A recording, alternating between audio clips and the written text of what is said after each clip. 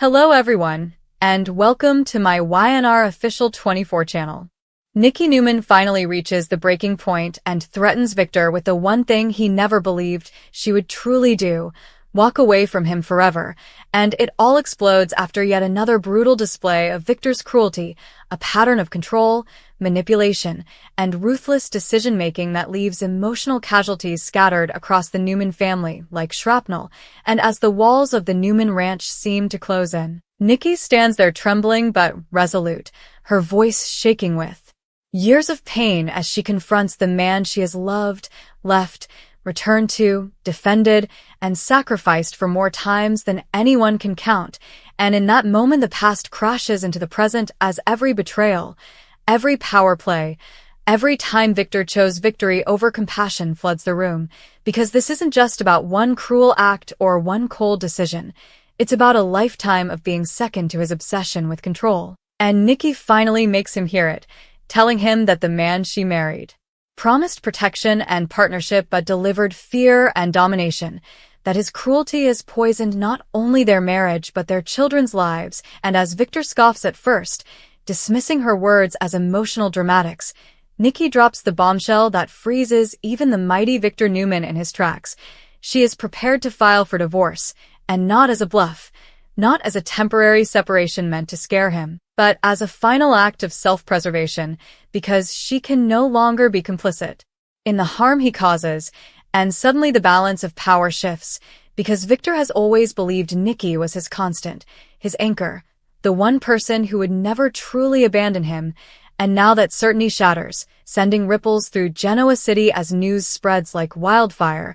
leaving everyone asking the same question: will this finally change Victor, or will it harden him even more? As Nikki lays out her ultimatum, she doesn't scream or beg. Instead, she speaks with a quiet strength that cuts deeper than any accusation, reminding Victor of the countless times she defended him publicly while privately cleaning up the emotional wreckage he left behind, of how she rationalized his cruelty as strength, his manipulation as protection, until she realized the cost was her own soul. And she tells him she is tired of apologizing to their children for his behavior, tired of watching Victoria harden her heart to survive him, tired of seeing Nick swing between anger and despair, tired of Adam being perpetually scarred by Victor's conditional love, and tired of telling herself that loving Victor means enduring pain, because love, she insists, should not feel like war. Victor fires back, his pride wounded, accusing Nikki of betrayal, of forgetting everything he has built for their family, of undermining his authority, but Nikki refuses to back down, pointing out that his empire means nothing if it's built on fear, and she challenges him in a way no one else ever dares to,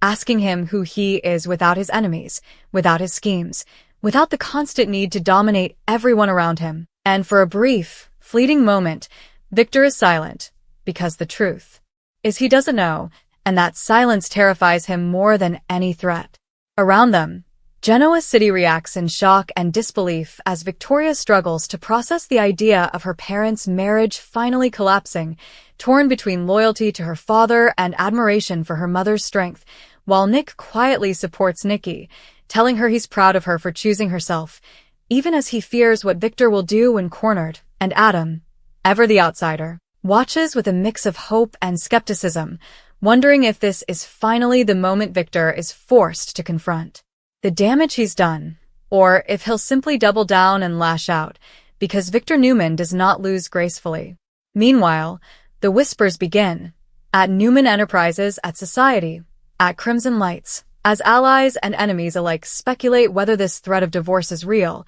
and if it is, what it means for Victor's power, because Nikki isn't just his wife, she's his moral shield, his public softness, the woman who humanizes him in the eyes of the world. And without her by his side, Victor risks being exposed as exactly what his enemies claim he is. Nikki's resolve only strengthens as she moves out of the ranch, choosing peace over luxury, signaling that this time is different, that she is no longer willing to be pulled back by grand gestures or hollow promises. And as Victor watches her leave, the echo of the closing door reverberates through him, awakening memories of losing her before, of the times he fought to win her back. But this time feels different, heavier. Because Nikki isn't asking to be convinced. She's demanding change, real change, and Victor is forced to face a choice he's avoided his entire life. Cling to power or fight for love. As days pass, Victor spirals between rage and reflection, lashing out at those around him, asserting control where he can, yet haunted by Nikki's words, replaying them in quiet moments when no one is watching, and for the first time, he begins to see the pattern not as strength but as isolation, because his cruelty has left him surrounded by people who fear him rather than trust him, and the realization unsettles him deeply. Nikki, meanwhile, begins to rediscover herself, reconnecting with friends, reclaiming her voice, and making it clear that she will not return unless Victor confronts his darkness, seeks accountability, and stops weaponizing love. And this clarity inspires others, particularly Victoria, who begins to question her own leadership style and the legacy she's continuing. While Nick finds a sense of closure in seeing his mother finally stand up to the man who shaped so much of their pain. The tension builds to a boiling point when Victor finally confronts Nikki again, not with threats or manipulation, but with vulnerability he barely recognizes, admitting that he doesn't know how to be anyone else, that cruelty has been his armor for so long he fears what lies beneath it, and Nikki listens, not with pity, but with cautious hope, making it clear that words are not enough, that she needs actions, humility, and proof that he values people over power. Genoa City holds its breath as Victor faces consequences for the first time in his life, not from an enemy, but from the woman who knows him best, and the question looms larger than ever. Can Victor Newman truly change? Or is this thread of divorce the beginning of the end for one of daytime's most iconic love stories? As the stakes rise, so does the emotional intensity, because this isn't just about a marriage, it's about whether a man defined by cruelty can choose compassion, whether love can survive without fear, and whether Nikki's strength will finally force Victor to evolve or leave him standing alone at the top of an empire that suddenly feels very, very empty. The fallout from Nikki's ultimatum doesn't fade quietly into the background of Genoa City life. Instead, it deepens, darkens, and spreads, turning every conversation, every glance, every boardroom maneuver into a referendum on Victor Newman's soul, because once the unthinkable has been spoken aloud, that Nikki Newman is willing to divorce him because of his cruelty, nothing can return to the way it was. And Victor feels it in ways he never anticipated, not as a dramatic lightning strike, but as a slow, suffocating pressure that seeps into his chest when he wakes up alone at the ranch, into his temper when employees hesitate before answering him, into the hollow echo that greets him in rooms that once felt invincible. And the irony is cruel even by Victor's standards, because for a man who built his empire on control, he has never felt less in control of his own life. Nikki's absence becomes a constant presence, haunting him in the quiet moments between meetings, in the absence of her voice challenging him, grounding him, softening his edges, and he begins to realize, too late, perhaps, that she was never a weakness, but the last bridge between the man he is and the man he pretended not to need to be. And as days turn into weeks, Victor's cruelty, once masked as decisive leadership, begins to look increasingly naked and desperate to those around him, because without Nikki smoothing the rough edges, his ruthlessness stands exposed, and the cracks begin to show not only in his marriage, but in his empire. At Newman Enterprises, executives whisper behind closed doors, sensing instability at the top, while Victoria, caught between admiration for her father's strength and fear of inheriting his worst traits, finds herself questioning every instinct she learned from him, wondering if power gained through intimidation is power worth having at all. And this internal struggle leaves her vulnerable in ways her rivals quickly notice. Nick, ever the moral counterweight to Victor's darkness, becomes Nikki's quiet protector, standing by her decision and reminding her that choosing herself is not selfish but necessary, even as he braces for the inevitable backlash from his father, who lashes out with biting words and veiled threats. Unable to reconcile the idea that Nikki's stand isn't orchestrated by his enemies, but born from years of accumulated pain. Adam, watching from the shadows as he so often does, sees opportunity and tragedy intertwined, because part of him hopes that Nikki's threat will finally force Victor to confront the damage he's inflicted, while another part, hardened by a lifetime of rejection, expects disappointment, knowing too well how easily Victor chooses dominance over vulnerability, and this tension fuels Adam's own inner conflict, as he wonders whether breaking free from his father's orbit is the only way to escape. Repeating his mistakes. Nikki, meanwhile, doesn't waver, despite the emotional toll of standing alone after decades of defining herself as Victor's wife, because she understands that this moment is bigger than her marriage. It's about breaking a cycle that has ensnared generations of Newmans, and as she rebuilds her life outside the ranch, she finds strength in unexpected places, reconnecting with old friends, rediscovering passions long sidelined by Victor's endless wars, and embracing a sense of peace that feels both foreign and intoxicating, and it's this quiet transformation that unsettles Victor more than any public humiliation could, because Nikki isn't suffering dramatically or begging for reconciliation. She's thriving, and that truth cuts deeper than anger ever could. As rumors swirl and alliances shift, Victor faces mounting pressure not just at home but in the business world, where competitors sense weakness and pounce, testing his authority in subtle but relentless ways, and for the first time, Victor realizes that his cruelty, once a weapon that inspired fear and obedience, is now a liability, isolating him at a moment when he needs loyalty and trust. And this realization gnaws at him, forcing him to confront an uncomfortable truth. Fear may win battles, but it doesn't sustain loyalty, and without Nikki as his anchor, his empire feels precariously balanced on a foundation of resentment. In moments of rare introspection, Victor replays Nikki's words, her calm, unwavering insistence that love should not hurt, that protection should not feel like imprisonment, and these words challenge the very core of his identity, because Victor has always equated love with possession, sacrifice with submission, and strength with dominance,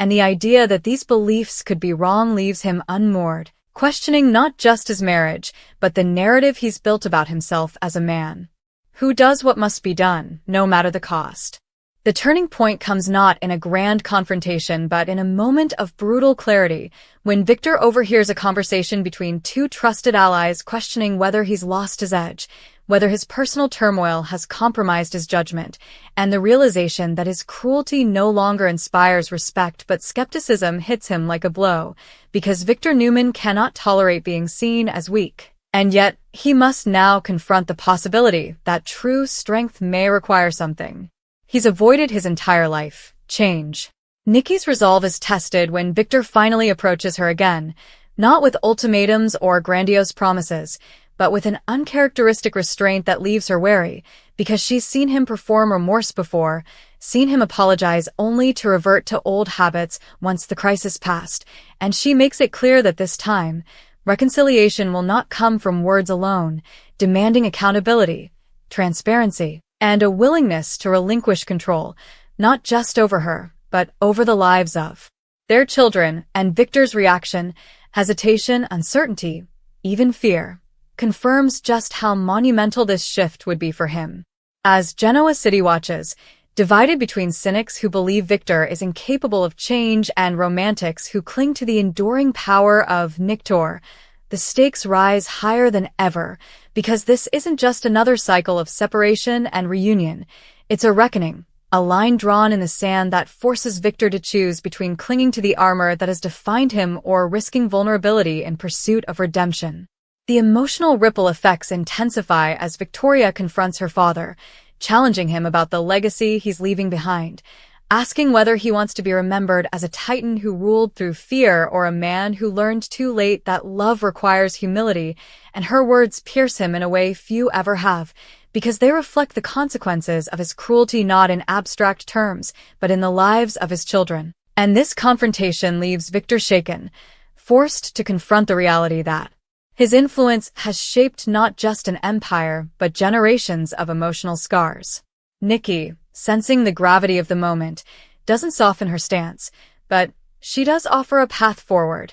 Not a guarantee of reconciliation, but the possibility of rebuilding if Victor proves willing to confront his darkness honestly, and this conditional hope becomes the most powerful motivator Victor has ever faced, because it offers something no amount of money or power can buy: the chance to be loved without fear. As Victor wrestles with this choice, his internal battle becomes the defining drama of Genoa City, a slow-burning transformation that tests whether a man forged by hardship and survival can evolve beyond the instincts that once saved him but now threaten to destroy everything he holds dear. The question of whether Nikki's threat of divorce will change Victor remains agonizingly uncertain, because while moments of vulnerability suggest the possibility of growth, his reflexive cruelty resurfaces under pressure, reminding everyone that transformation is not linear and redemption is never guaranteed, and Nikki remains steadfast, refusing to compromise her boundaries or retreat into old patterns,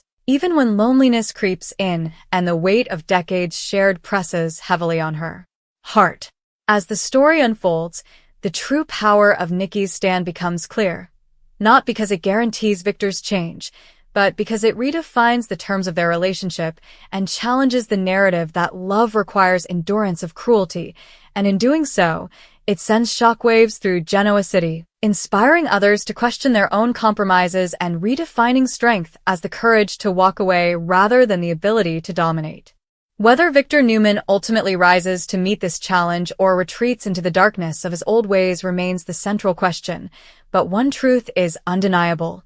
Nikki's threat of divorce has already changed everything, because for the first time, Victor is forced to confront a world where his power is not absolute, his control is not unquestioned, and the woman he loves is no longer willing to sacrifice herself on the altar of his cruelty, leaving Genoa City and Victor himself waiting to see whether this reckoning will mark the beginning of his redemption or the final unraveling of one of daytime television's most iconic and volatile love stories. As the days stretch on, the emotional tension surrounding Nikki and Victor doesn't dissipate. It sharpens, becoming a constant undercurrent in Genoa City that affects every relationship,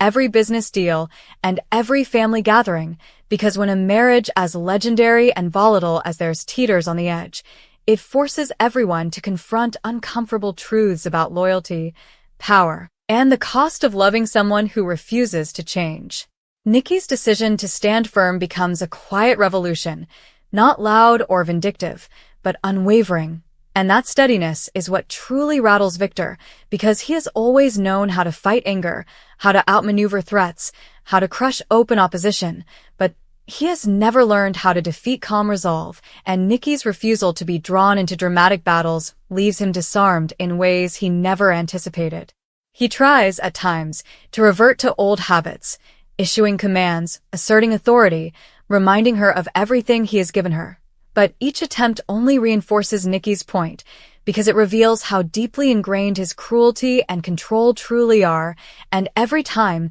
she calmly rejects those tactics, Victor is forced to confront the painful truth that the very strategies that built his empire are destroying his marriage. Genoa City watches closely as Victor's internal struggle begins to show externally, because the once unshakable titan now hesitates, second-guesses, and occasionally chooses restraint over retaliation. And while these moments are small, they are seismic for a man like Victor Newman, and they spark cautious hope among those who still believe he might be capable of change. Nikki notices these shifts but refuses to celebrate them prematurely, understanding that real transformation isn't measured in isolated acts of kindness, but in sustained patterns of behavior, and she makes it clear that she will not return to the ranch or consider reconciliation until Victor proves, consistently and publicly, that he is willing to treat people as partners rather than pawns. This boundary becomes a defining moment not just for their marriage, but for Victor's identity,